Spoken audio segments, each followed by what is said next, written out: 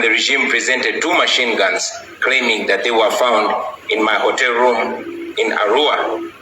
Of course, eventually, the guns disappeared, and out of both international and local pressure, the charges were dropped.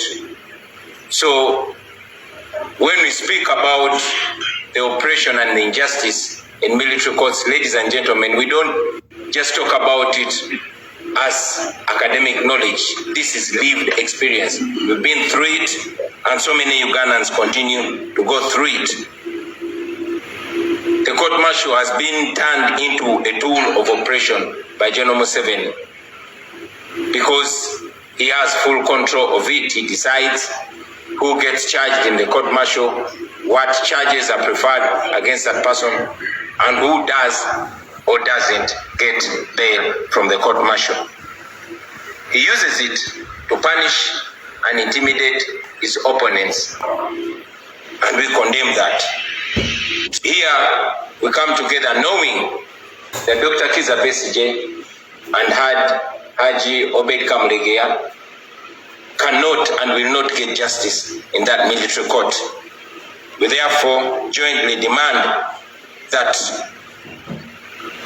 Dr. Kiza Besigye's charges and Haji Obed Kamulegeya's charges be dropped, and if they can't be dropped, let them at least be charged in a civilian court, because they are civilians.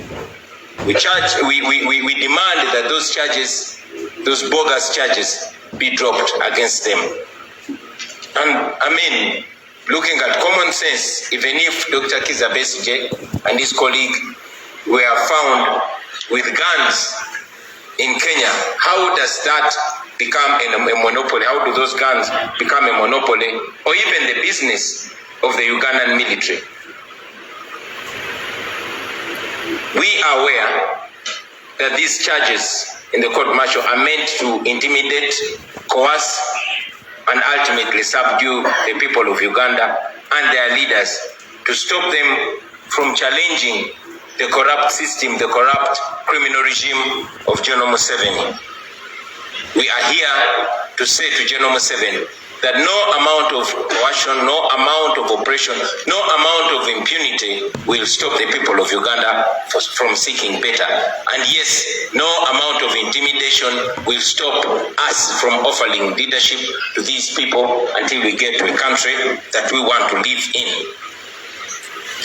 Friends, so many dictators have done exactly, or even worse, to their people like Museveni has done to the people of Uganda. But history has taught us that they ultimately come crumbling down when people don't give up. From the dictators that we've seen in history, and yesterday it was Assad of Syria who has oppressed the people of Syria, him and his family, for more than 50 years. They came crumbling down yesterday. So yesterday Assad in Syria, and hopefully tomorrow it will be Museveni in Uganda.